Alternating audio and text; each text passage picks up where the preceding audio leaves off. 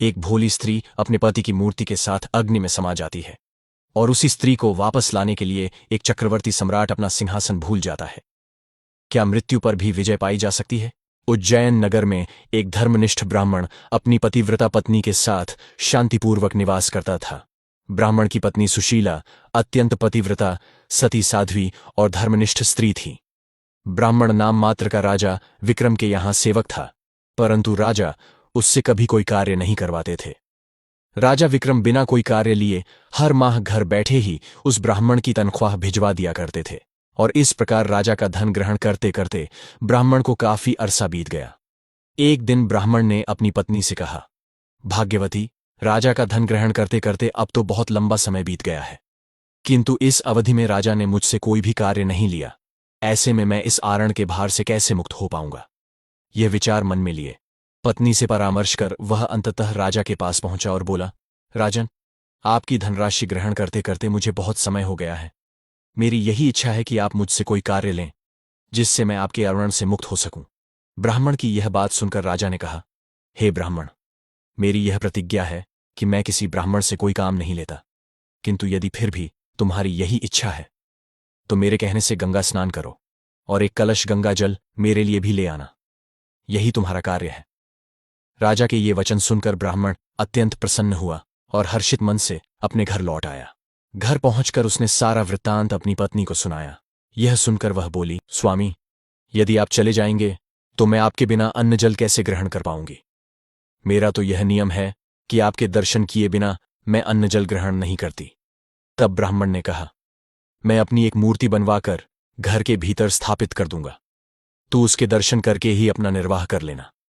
यह कहकर उसने अपनी मूर्ति बनवाई, उसे घर में स्थापित कराया और आवश्यक सामान लेकर राजा के पास जाकर बोला, महाराज, अब मैं प्रस्थान कर रहा हूं, मुझे आज्ञा दीजिए और मेरे पीछे से कृपा करके मेरी पत्नी की कुशल क्षेम लेते रहना। उसे अब मैं आपकी शरण में छोड़कर जा रहा हूं। ब्राह्मण के ये वचन सुनकर राजा विक्रमादित्य ने कहा, हे ब्राह्मण, तुम किसी प्रकार की चिंता मत करो, तुम निश्चिंत होकर जाओ।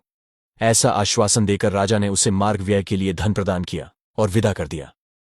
ब्राह्मण के गंगा स्नान के लिए प्रस्थान करने के बाद ब्राह्मणी प्रतिदिन पहले उसकी मूर्ति को भोग अर्पित करती और उसके पश्चात स्वयं भोजन करती थी। एक दिन ब्राह्मण के पड़ोस में अचानक आग लग गई। वह आग इतनी तीव्र गति से फैलने लगी कि देखते ही देखते वह आग ब्राह्मण ब्राह्मणी के घर तक आ पहुंची।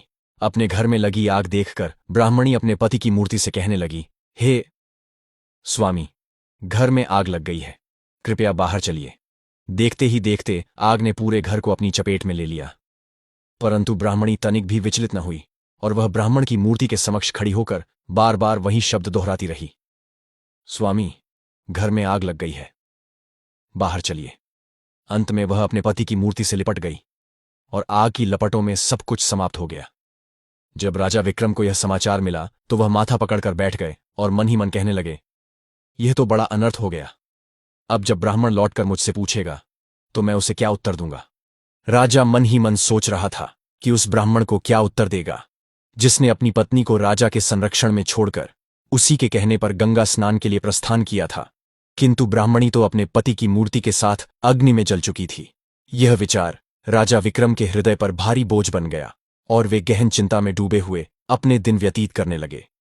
इसी बीच एक दिन ब्राह्मण गंगा स्नान से लौट आया और अपने घर में लगी भीषण आग के अवशेष देखकर और अपनी पत्नी के जलकर प्राण त्याग देने का समाचार सुनते ही वह आग बबूला हो उठा और व्याकुल होकर बोला, यह कैसे हो सकता है? मैं तो अपनी ब्राह्मणी की रक्षा का भार राजा को सौंपकर गया था, फिर उन्होंने उसका ध्यान क्यों नहीं रखा? यह कहते हुए वह आवेश में आ गया और आनन फानन में दौड़ता हुआ सीधे राजा के पास पहुंचा। वह क्रोध से भरकर पूछने लगा, ऐ राजा, मेरी स्त्री कहाँ है? कहाँ है मेरी ब्राह्मणी? तब भारी हृदय के साथ राजा विक्रम ने ब्राह्मण को समस्त घटना यथावत सुना दी और बोले, हे ब्राह्मण देव, कृपया क्रोधित न हो, मैं किसी अन्य योग्य ब्राह्मण की सुयोग्य कन्या से आपका पुनर्विवाह करा दूंगा। यह सुनकर ब्राह्मण क्रोध से भर उठा और बोला, हे राजन, मुझे किसी अन्य स्त्री की आवश्यकता नहीं है। जिस स्त्री ने मेरी प्रतिमा के साथ जलकर अपने प्राण त्याग दिए, मुझे वही मेरी पत्नी जहां से भी हो ला कर दो, अन्यथा मैं यहीं आपके दरबार में अपना सिर पटक पटक कर प्राण त्याग दूंगा। और हे राजा, यह स्मरण रखना, तुम पर एक नहीं बल्कि 2 निरपराध प्राणों की हत्या का पाप लगेगा और एक ब्राह्मण का भयानक श्राप भी। यह सुनकर राजा ने विवश होकर कहा, हे ब्राह्मण देव, कृपया शांत हो जाइए। हे ब्राह्मण देव, तनिक मेरी बात सुनिए और जैसा मैं कह रहा हूं वैसा ही कीजिए। अपनी पत्नी के अस्थि अवशेषों का संचय कर उन्हें सुरक्षित रख लीजिए और मुझे 1 माह का समय दीजिए। मैं आपकी स्त्री को पुनः जीवित करने की कोई न कोई युक्ति अवश्य करूंगा। यह सुनकर ब्राह्मण कुछ शांत हुआ और राजा के कहे अनुसार करने को तैयार हो गया। वैसा ही किया गया। राजा विक्रम ने अपना समस्त राजकाज मंत्रियों को सौंपा और साधारण वेश धारण कर अमृत की खोज में निकल पड़े। चलते चलते कई दिनों की निरंतर यात्रा के पश्चात वह एक गांव में पहुंचा। लंबे समय से चलते चलते अत्यधिक थक जाने के कारण एक मकान के द्वार पर पड़ी चारपाई देखकर वह स्वयं को रोक न सका और थकान से चूर होकर उसी पर बैठ गया। उस मकान में एक वृद्धा और उसकी पुत्रवधू निवास करती थीं। वृद्धा का पुत्र बहुत दिनों से कहीं बाहर गया हुआ था। उसी वियोग और संताप में वह वृद्धा और उसकी पुत्रवधू सदा दुखी रहा करती थीं। कुछ देर बाद जब वृद्धा की पुत्रवधू बाहर आई और उसने राजा को वहां बैठा देखा तो उसके मन में विचार आया, कहीं न कहीं यही मेरा पति तो नहीं। इसकी सूरत और आयु दोनों मेरे पति से मेल खाती प्रतीत होती हैं। बहुत दिनों से बाहर गए अपने पति से उसकी आकृति मेल खाती जानकर वह यह विचार मन में लिए भीतर चली गई और अपनी सास से कहने लगी, माँ जी, मुझे ऐसा प्रतीत हो रहा है कि आपका बेटा लौट आया है और बाहर द्वार पर बैठा है। बहू की यह बात सुनते ही वृद्धा हर्ष से भर उठी और शीघ्रता से दौड़कर दरवाजे पर आ पहुंची। जब वृद्धा ने राजा विक्रम को देखा तो उसे भी वह अपने ही पुत्र के समान प्रतीत हुआ। स्नेह से भरकर वह बोली, बेटा, तुम बाहर क्यों बैठे हो? भीतर चलो। कहाँ चले गए थे इतने दिनों से? तेरी याद में तड़प तड़प कर मेरी यह दुर्दशा हो गई और तूने एक बार भी मेरी सुध नहीं ली। वृद्धा की यह बात सुनकर राजा विक्रम घबरा गया और मन ही मन सोचने लगा, हे ईश्वर, यह कैसी नई विपत्ति मेरे सिर आ पड़ी। तब वह वृद्धा से बोला, मां, मैं आपका बेटा नहीं हूं, पर तुम अपने पुत्र का हाल मुझे बता दो। मैं तुम्हें उससे मिलाने का हर संभव प्रयास अवश्य करूंगा। बूढ़ी औरत फूट फूट कर रोते हुए राजा के सामने अपनी दुखभरी कहानी कहने लगी। महाराज, मेरा बेटा जब मात्र 12 वर्ष का था तब उसका विवाह हो चुका था, पर विवाह के कुछ ही दिनों बाद वह अचानक कहीं चला गया और फिर कभी लौटकर नहीं आया। आज उसे गए हुए लगभग 20 वर्ष होने को आए, मगर उसकी कोई खैर खबर नहीं मिली। वह अब तक लौटकर नहीं आया और उसकी पत्नी बेचारी चिंता और इंतजार में सूखकर कांटा हो गई है। राजा ने कहा, बुढ़िया माई, क्या तुझे उसके या उसके किसी पते के बारे में कुछ मालूम है कि वह कहाँ है? वृद्धा ने कांपती आवाज में उत्तर दिया, महाराज, मैंने कुछ लोगों से सुना है कि दक्षिण दिशा में वीरसेन नाम का एक राजा राज्य करता है, जो प्रतिदिन गरीबों में 1.25 मन सोना दान करता है। ऐसा लोगों से मैंने सुना है महाराज। उसी राजा के महल में मेरा बेटा दुर्जन नौकरी करता है। ऐसा कहते कहते वृद्धा फिर रो पड़ी। तब विक्रमादित्य ने करुण स्वर में कहा, बुढ़िया माई, अब तू किसी बात की चिंता मत कर। ईश्वर चाहेगा तो सब ठीक होगा। तो तेरा बेटा शीघ्र ही तुझसे आकर मिलेगा। इतना कहकर राजा विक्रम वहां से दक्षिण दिशा की ओर चल दिए। कुछ दिनों की कठिन यात्रा के पश्चात वे एक विशाल और समृद्ध नगर के निकट पहुंचे, जहां ऊंचे ऊंचे महल और सोने चांदी की चमक दूर से ही दिखाई दे रही थी। दक्षिण दिशा में पहुंचकर विक्रम पूछते पूछते राजा के महल के द्वार पर आ पहुंचे। उन्होंने द्वारपाल से कहा, भाई, क्या तुम दुर्जन को जानते हो? जरा उसे मेरे पास बुला दो। पथिक का यह संदेश भिजवाने का कष्ट करें कि तुम्हारे गांव से एक व्यक्ति आया है और वह तुमसे मिलना चाहता है। द्वारपाल ने भीतर जाकर दुर्जन तक विक्रम का संदेश पहुंचा दिया। यह सुनते ही वह द्वार पर आया और विक्रम को अपने गांव का निवासी समझकर बड़े स्नेह से अपने डेरे पर ले गया। रास्ते में चलते हुए विक्रमादित्य ने उससे कहा, भाई, तुम्हें ऐसा नहीं करना चाहिए था। जब से तुम यहां आए हो तब से तुमने घर की सूरत तक नहीं देखी। तुम्हारे घर पर तुम्हारी माता और पत्नी रो रो कर अपने दिन काट रही हैं। तुम्हारे लिए उचित यही है कि जैसे भी बने शीघ्र ही उनकी सुध लो। ये सुनकर दुर्जन बोला, भाई, मैं क्या करूं? मैं विवश हूं। महाराज, मुझे छुट्टी ही नहीं देते। न तो वे मुझे छुट्टी देते हैं और न ही इस्तीफा लेते हैं। फिर भला मैं किस प्रकार जा सकता हूं? दुर्जन की बात सुनकर विक्रम बोले, इसकी तुम जरा भी चिंता मत करो। तुम्हारे बदले में मैं स्वयं यहां नौकरी कर लूंगा। अब दुर्जन ने राजा से निवेदन किया, महाराज, मेरा भाई गांव से आया है। वह मेरे स्थान पर यहां नौकरी करेगा। आप कृपा करके मुझे कुछ दिनों के लिए छुट्टी प्रदान करें, क्योंकि मेरी मां और पत्नी मेरे लिए बहुत व्याकुल हैं। दुर्जन की बात सुनकर राजा वीरसेन बोले, अच्छा, अपने भाई को नौकरी पर छोड़कर तुम 1 महीने के लिए अपने घर हो आओ। यह सुनकर दुर्जन ने विक्रम को अपनी जगह नौकरी पर छोड़ दिया और स्वयं राजा से विदा लेकर अपने घर की ओर चल पड़ा। उधर विक्रम उसके स्थान पर रहकर निष्ठा और परिश्रम से नौकरी करने लगा। स्वयं एक राजा होते हुए भी विशाल हृदय वाले राजा विक्रमादित्य दूसरों का दुख दूर करने के लिए राजा वीरसेन के यहां साधारण कर्मचारी बनकर नौकरी करने लगे। राजा वीरसेन का एक कठोर नियम था कि वह प्रतिदिन आधी रात को नगर से बाहर स्थित एक देवी के मंदिर में जाता। वहां देवी प्रकट होकर उसे पकड़ लेती और उबलते तेल के कड़ाहे में डाल देती। जब राजा उस उबलते कड़ाहे में पूरी तरह भुन जाता तब देवी उसे बाहर निकालकर भक्षण कर लेती। तत्पश्चात वह उसकी हड्डियों को एकत्र करती और उन पर अमृत छिड़क देती। अमृत के स्पर्श से राजा पुनः जीवित हो उठता। इसके बाद देवी अक्षय झांझर हिलाती और उससे 1.25 मन सोना राजा को प्राप्त होता। उस सोने को लेकर राजा वीरसेन चुपचाप महल लौट आता और प्रातःकाल वहीं सारा सोना ब्राह्मणों को दान कर देता। एक दिन राजा विक्रम के मन में विचार आया, राजा के पास प्रतिदिन इतना सोना आखिर आता कहां से है और वह हर रोज आधी रात को कहां जाता है। इस रहस्य का भेद जानना आवश्यक है। अतः दूसरे दिन आधी रात के समय जब राजा वीरसेन देवी के मंदिर की ओर प्रस्थान करने लगा तो राजा विक्रम भी चुपचाप उसके पीछे पीछे चल पड़ा। मंदिर पहुंचकर वह एक ओर छिप गया और वहां घटित होने वाला सारा दृश्य देखने लगा।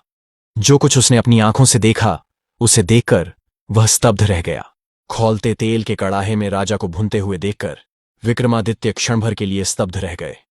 सारा हाल देखकर वह भारी हृदय लिए अपने स्थान पर लौट आया और मन ही मन विचार करने लगा कि राजा कितने बड़े कष्ट सहकर यह सोना लाता है।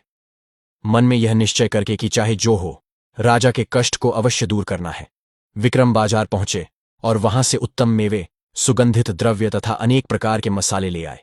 जब आधी रात का समय समीप आया तब विक्रमादित्य ने अपार साहस का परिचय देते हुए अपने शरीर को स्थान स्थान पर चाकू से चीर दिया। कटे हुए घावों में उन्होंने सभी प्रकार के मसाले और मेवे भर दिए और असहनीय पीड़ा को मौन भाव से सहते रहे। राजा विक्रम चुपचाप राजा वीरसेन के कक्ष में पहुंचे। अपनी जेब से उन्होंने जादुई बियर निकाला और उसे हुक्म देते हुए कहा, जब तक मैं वापस न आ जाऊं तब तक तुम। राजा वीरसेन को ऐसी गहरी गफलत में डालकर कि उन्हें होश ही न आए, विक्रम स्वयं उनकी जगह देवी के मंदिर की ओर चल पड़े। जब विक्रम देवी के मंदिर में पहुंचे तो वहां का दृश्य अत्यंत रहस्यमय और भयावह था। भूख से व्याकुल देवी ने विक्रम को पकड़ लिया और बिना विलंब किए कड़ाहे में डाल दिया। जब अग्नि की परीक्षा पूर्ण हुई तो देवी ने उसे बाहर निकाला। उस बलिदान का स्वाद ऐसा था जैसा देवी ने पहले कभी नहीं चखा था। अब तक वह प्रतिदिन वीरसेन को उसी रीति से भोग लगाती थी, पर आज का अर्पण सबसे विलक्षण था। और तभी वह अब तक राजा वीरसेन को हर बार भोग के बाद जीवित कर देती थी, किंतु उस निरंतर कष्ट ने उनके शरीर में कुछ भी शेष न छोड़ा था। पर आज जब देवी ने तंदुरुस्त, हट्टे कट्टे और अदम्य साहस से भरे विक्रमादित्य का भोग स्वीकार किया, जो सुगंधित मसालों और उत्तम मेवों से युक्त था, तो उसे अनुभव हुआ कि यह भोग पहले से सर्वथा भिन्न है। उसका रोम रोम आनंद से खिल उठा। ऐसा लजीज भोग पाकर देवी अत्यंत प्रसन्न हो गई और पूरी तरह तृप्त हो उठी। नित्य की भांति उसने अस्थियों को एकत्र किया, घड़े से अमृत निकाला और उन पर छिड़क दिया। अगले ही क्षण चमत्कार घटित हुआ। राजा विक्रम पुनः जीवित हो उठे।